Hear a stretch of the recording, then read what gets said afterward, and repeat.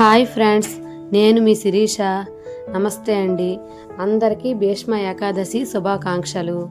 ఈరోజు అయితే భీష్మ ఏకాదశి పూజని నేను ఈ విధంగా చేసుకుంటున్నానండి. ముందుగా తులసి మాతకు పూజ చేసుకున్నానండి. తరువాత వెంకటేశ్వర స్వామికి పంచామృత అభిషేకం చేశానండి. అది షార్ట్ వీడియోలో ఉందండి, ఎవరైనా చూడకపోతే ఒకసారి చూడండి.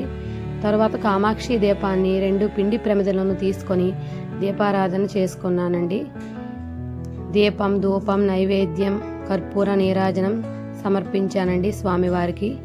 నా భీష్మ ఏకాదశి పూజ ఈ విధంగా చేసుకున్నానండి.